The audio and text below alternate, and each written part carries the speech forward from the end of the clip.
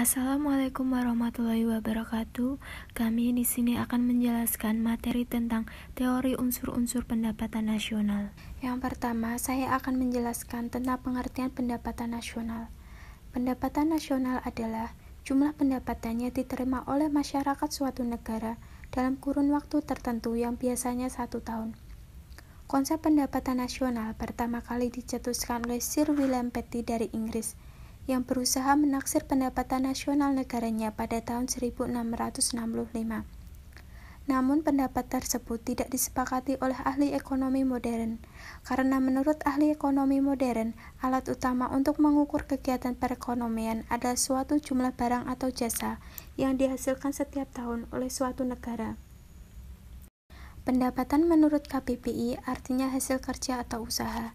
Jika dikaitkan dengan ilmu ekonomi, pendapatan adalah sesuatu yang diterima oleh seseorang sebagai hasil kerja atau usaha dan imbalan atas penyediaan faktor-faktor produksi yang dapat berupa gaji, upah, sewa, bunga, atau laba.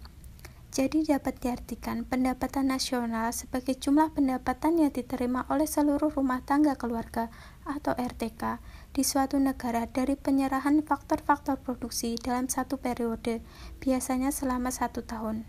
Pendapatan nasional mempunyai peran penting dalam menggambarkan tingkat kegiatan ekonomi yang dicapai, serta perubahan dan pertumbuhan dari tahun ke tahun. Maka dari itu, Sukirno pada tahun 2008 merumuskan tujuan dari perhitungan pendapatan nasional adalah untuk mendapatkan gambaran tentang tingkat ekonomi yang telah dicapai dan nilai output yang diproduksi, komposisi pembelanjaan agregat, sumbangan dari berbagai sektor perekonomian, serta tingkat kemakmuran yang dicapai. Berikutnya adalah unsur-unsur pendapatan nasional. Yang pertama, Gross Domestic Product atau GDP, yaitu jumlah dari seluruh produksi barang dan jasa yang dihasilkan oleh suatu negara selama 1 tahun, termasuk di dalamnya barang dan jasa yang dihasilkan oleh orang asing dan perusahaan asing yang beroperasi di dalam negeri, tetapi tidak termasuk hasil barang dan jasa yang dihasilkan oleh masyarakat negara tersebut yang bekerja di luar negeri. Kedua adalah Produk Domestik Regional Bruto atau PDRB, yaitu jumlah produk berupa barang dan jasa yang dihasilkan oleh unit-unit produksi yang ada di daerah selama 1 tahun. Dalam perhitungan PDRB ini juga termasuk produk yang dihasilkan oleh perusahaan asing yang beroperasi di daerah tersebut. Yang ketiga adalah Gross National Product atau GNP, yaitu jumlah seluruh barang dan jasa yang dihasilkan masyarakat selama 1 tahun, termasuk di dalamnya jumlah barang dan jasa yang dihasilkan masyarakat negara tersebut yang bekerja di luar negeri, tetapi tidak diperhitungkan barang dan jasa yang dihasilkan masyarakat asing yang bekerja di dalam negeri. GNP atau Gross National Product sama dengan GDP dikurangi pendapatan neto terhadap luar negeri. Yang keempat adalah Net National Product atau NNP. NNP ini sama dengan pendapatan nasional atau PN atau National Income atau NI. NNP dan NI ini dihitung berdasarkan harga pasar. Untuk rumusnya, NNP sama dengan GNP dikurangi penyusutan barang dikurangi barang modal, termasuk dalam personal income atau PI. Yang kelima adalah pajak tidak langsung, merupakan unsur pembentuk harga pasar, tetapi tidak termasuk dalam biaya faktor produksi. Untuk rumusnya, NNI atau Net National Income sama dengan NNP dikurangi pajak tidak langsung. Yang keenam adalah PI. PI adalah personal income, yaitu pendapatan yang berhak diterima oleh seseorang sebagai bentuk balas jasa atas keikutsertaannya dalam proses produksi. Rumusnya, PI sama dengan buka kurung NNI ditambah transfer payment tutup kurung.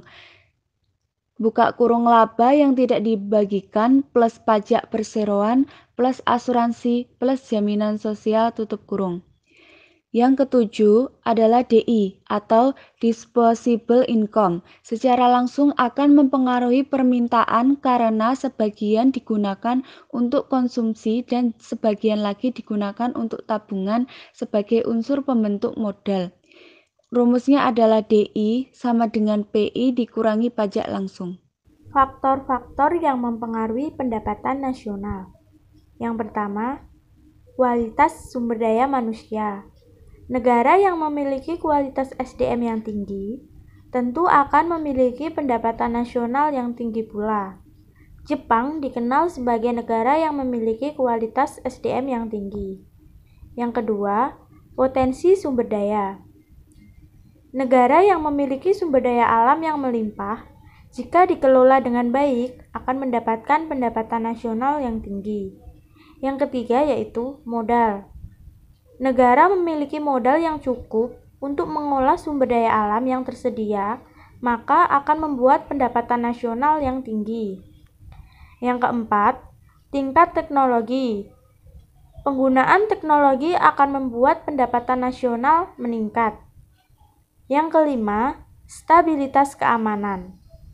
Negara yang memiliki stabilitas keamanan yang buruk akan mempengaruhi terhadap pencapaian pendapatan nasional. Yang keenam, kebijakan pemerintah. Negara memiliki pemerintahan yang bersih, berwibawa, dan berkualitas, maka pemerintahan negara tersebut akan membuat kebijakan-kebijakan yang tepat guna meningkatkan pendapatan nasional.